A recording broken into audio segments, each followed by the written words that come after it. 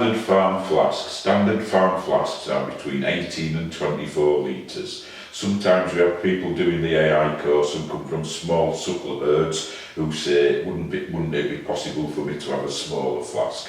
The answer to that is no, not really, because these are standard farm flasks. These are the ones that are churned out in big numbers, therefore these are the cheapest ones. So that's the first point. If you're going to buy a flask, these are the cheapest ones. If you go to our online store, you'll see them advertised and you'll get an idea of the new price. The second reason we would have this size of flask is that once we have a flask, we have to have a contract to have it topped up with nitrogen. That will cost in the region of £200 a year, and then they will come every 6 or 8 weeks to top it up. So the second point is that we have to have a big enough volume of nitrogen to survive between those top-ups. If we have a smaller flask, referred to as a shipper, which you might use as a technician, you would go every Thursday and pick your deliveries up and distribute them wherever they need distributing. You come back next Thursday for your deliveries and that small shipper flask will be empty because that volume of nitrogen will only survive a few days. So that's the second point why we have to have this size of flask, is there's got to be a sufficient volume of nitrogen to survive between top-ups. As I say, if you go on our online store, you'll find prices for new flasks. However, you can go on eBay or go to a farm sale and buy a flask for £100 or even less.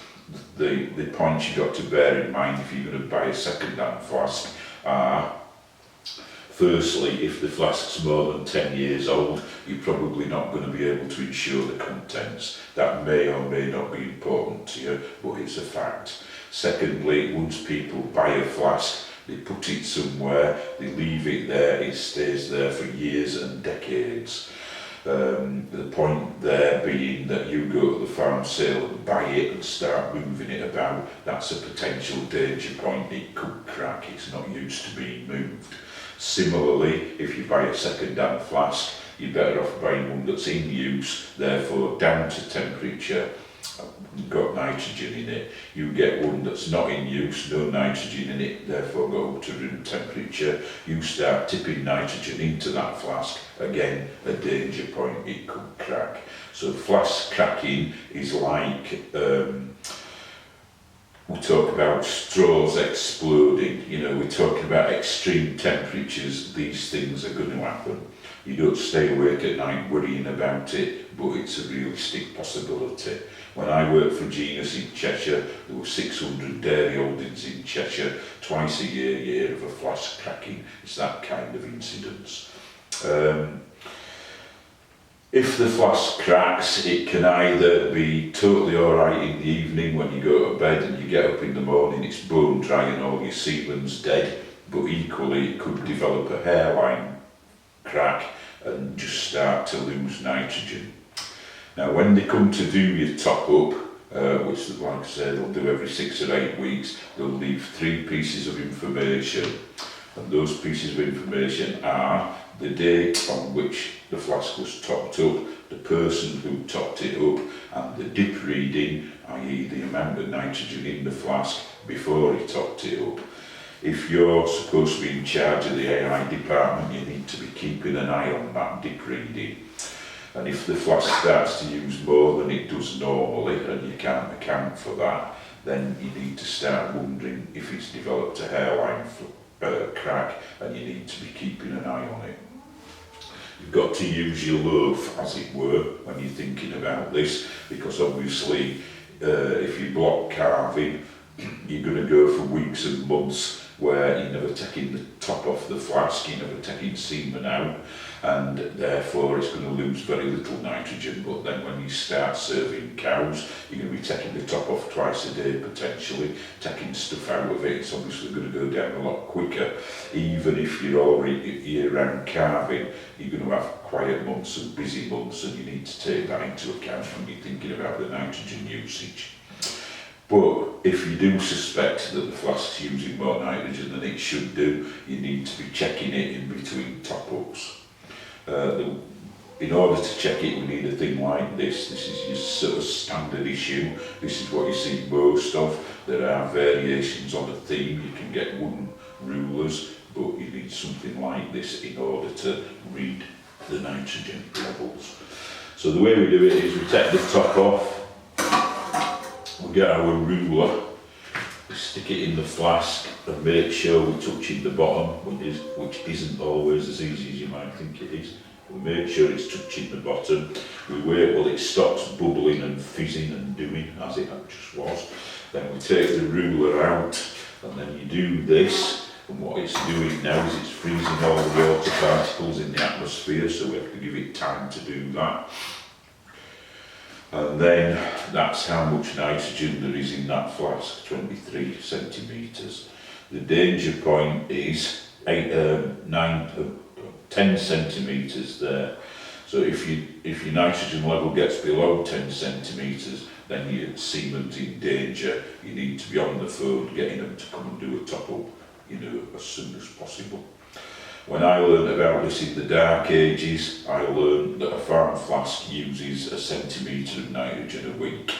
So probably if you think of this in terms of 150 cows all year round calving, and just think of that as a rule of thumb. Obviously if you've got a lot more cows than that, it's going to go down a lot quicker because you're going to be taking the top off a lot more. Block calving, the extreme example, where it's not going to go down when you're not using it, and then go down a lot when you are. So, in other words, again, use your loaf, but rule of thumb is it'll use about a centimetre a week. The question is, where do we plug it in? So you are aware, I trust, that the flask is like a flask for a cup of tea. So it's one vessel inside another vessel, and then they suck all the air from in between. So can you see it on there? That's what that is, and it's here, look.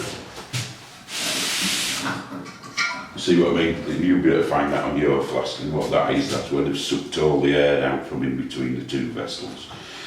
So this is a vacuum, so then they put a reflective material between the two vessels. These pink things are deliquescent prills, so they're absorbing all the moisture between the two vessels, so you're not getting ice forming between them. This is your insulated pump. It doesn't screw in or anything, it's just a long piece of polystyrene. And these are your cans, that's how your cans sit. How many cans are there in a farm flask there? 6. Boom, anything you've been on a course. Right, so when they come to top it up, they'll come with a spherical container, which is called a dewar. To all intents and purposes, that is a bucket. Do you know what I mean? There's nothing technical about it. It's a container which holds liquid nitrogen, and they'll tip the nitrogen in there, and it just sits in there as if you've tipped a bucket of water in. Do you know what I mean? There's nothing technical about it. And like we say, it'll survive 6 or 8 weeks, so you have to come and chuck it. Obviously, when you're filling it up, you can't tell how full it is, you can't see. So usually when they're filling it up, they'll fill it up till it comes over the top. So people who've never been involved in it before are sometimes horrified and think how wasteful it is and all that. But it'll be popping and splashing and it'll look like X Factor, but there's no other way to do it, till it comes over the top you don't know it's full. And even if you hear it coming up the neck, which you quite often can, you fill it up and you'll hear it up here, well then you push your insulated bung in and that last, if it's full up to there, that bit sort of shoots out and cascades all over the place. Yeah. So do you see what I mean? You have to be horrified when they do it and it's all over the place, because that's how you do it. Alright, so like we say, these are cans. Cans are the mechanism by which we lift the semen out of the flask. These things here are goblets. Goblets are disposable packaging for semen. So they're just plastic. When you're an AI man, you get a shovel, and twice a month you get these out the back of your van. So they're in random colours, but in this case, that red one holds 10 straws, that yellow one holds 20 straws, that one holds 50 straws, the next size up holds 100 straws. A goblet which holds 100 straws will just fit in the can of a farm flask. So your standard farm flask holds about 600 straws. Alright, right, now then. The golden rule, if you look at that the temperature varies within the flask. Can you see that? You know, it's much colder at the bottom than it is at the top. The golden rule about handling semen is to try not to let the temperature fluctuate.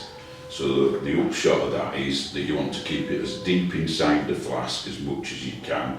When it does have to come out into the atmosphere, it wants to be in the atmosphere for as short a period of time as possible.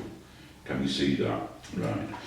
So what we don't do, and I've seen farmers do this, is this kind of thing. I've seen them do this.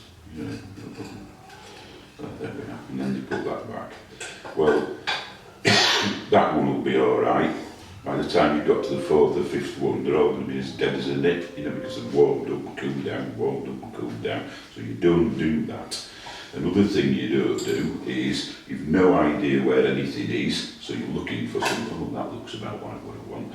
So you get that and you rub the frost off the straw to read what it says on the straw, but it's not the one you want, so you put it back again.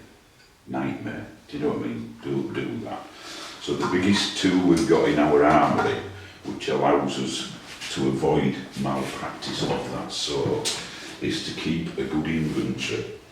You know, to keep a record of what semen's where. So like we've said, all the cans will be all coloured, including in different colours.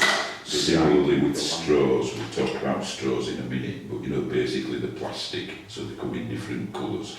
So you could write Prince of Lilac, 20 orange straws in a yellow goblet.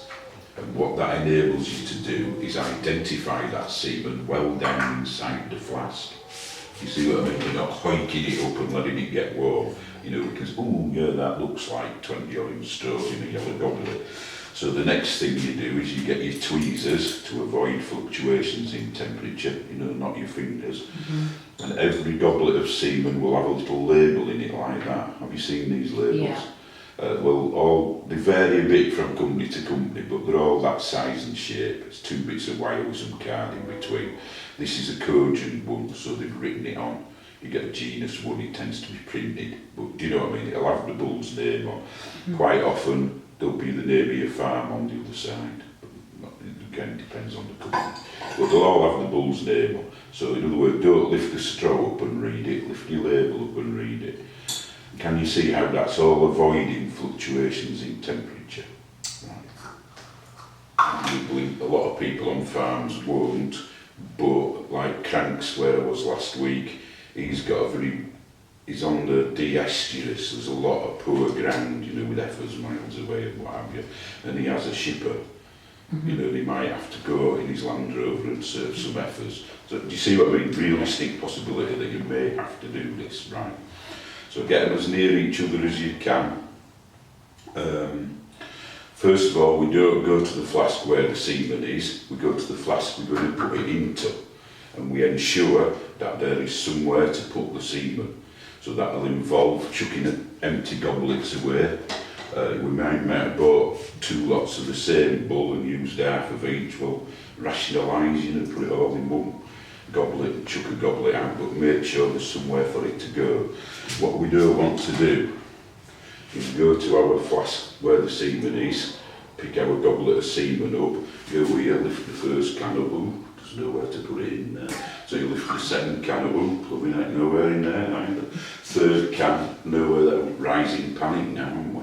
So you decided we'd better put it back and sort the job out. So you go over here, by now you're in a bit of a flap, so you catch it on there. Semen all over the table, is the boss looking, you know, so we shovel it all back in here, don't we? Now you laugh at that, but when your conception rate goes belly up on your farm, the first thing you're going to blame is the AI malaria, is the semen.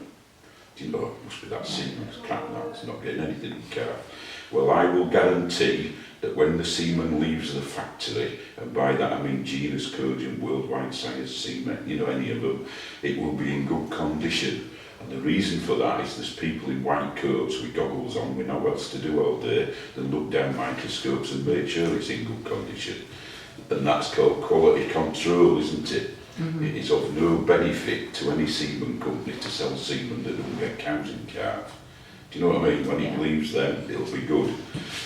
If there is something wrong with it, it's because some numpty has done something like that with it since it left the factory. Got a can empty, we're ready to put a place to put the stuff. So we go over here and keep it as deep inside the flask as we can. We don't hoik it out every time, keep it as deep inside the flask as we can. We make sure we've got the right stuff. And when we've got the right stuff, we get hold of it with our tweezers. We don't get hold of it with our fingers, we get hold of it with our tweezers to avoid fluctuations in temperature. If we get hold of it with our fingers, the heat of our fingers will very rapidly evaporate all the nitrogen out of there. So, if the nitrogen evaporates out of there, what we've got is a little boat with 3 straws of Limmy semen from County Galway that just cost us 200 quid a piece. We've got to serve the cow this afternoon. There's a bloke coming to flush it next Friday. So we come over here, if we've got hold of it with our fingers, we lift the can up, we put the goblet in the can, which is empty, like a little boat with 3 straws in it. We lower it down. What's going to happen when it reaches the surface of that nitrogen? It's going to float out. It will be floating on the surface of the nitrogen. Now, if that is a very common phenomenon. Had you heard of that before, or are you just using logic on what I've said? Just using logic. Well, it's a very common phenomenon. Anybody who's been, if his dad's been AIing for years, they'll know. Do you know what I mean? Mm-hmm. And when you work, if it floats, we're not worried about the quality of the semen. It's still in the nitrogen, so it's still healthy. The problem is, it's no longer in the can, and the can is the mechanism by which we lift it out of the nitrogen, so we can't get at it. That's the problem. So what you do, the easiest, simplest way to do that is don't throw all your empty goblets away. Keep a box, probably about half the size of that, for a while. Chuck your empty goblets in there, and that means when you get this with your 3 straws of Limmy in it, put it in the middle of the can, you can then pack empty goblets all around it and pack it in, and so it can't float out. And that's the easiest, simplest, cheapest. If you read a book, it will say that you can do this with cotton wool. So you buy a roll of cotton wool, you put your can in, your goblet in your can, and then you pack cotton wool all around it. Now the slight drawbacks to that are, firstly, these are rubbish, so they're costing you nothing. You've got to go buy your roll of cotton wool. Secondly, if you put that in there, jam cotton wool all around it, when that's empty, you take that out and throw it away. The next time you come to put something in, you can't get it in, can you? Because there's all cotton wool in the bottom of the can. So that's an extra travel through the air, fish it out with along those forceps. So, you know what I mean? I'd go for the having extra goblets, because you can see what you're doing from the top. And then lastly on that, when you've used your semen, often there'll be one of these in the bottom of the goblet, and what that is a weight, and the idea of that is it's holding the goblet down. Now, I'm telling you about that, I'm not sure how efficient they are, but you're going to see them. Do you know what I mean? Yeah. And if I don't tell you what they are, what happens is you use your first goblet of semen and you get to that and you say, what the blood, is that half a straw? Has a straw broken in half or something? Do you know what I mean? Well, you know what it is now, don't you? It's not supposed to be a weight to hold the goblet down. Right.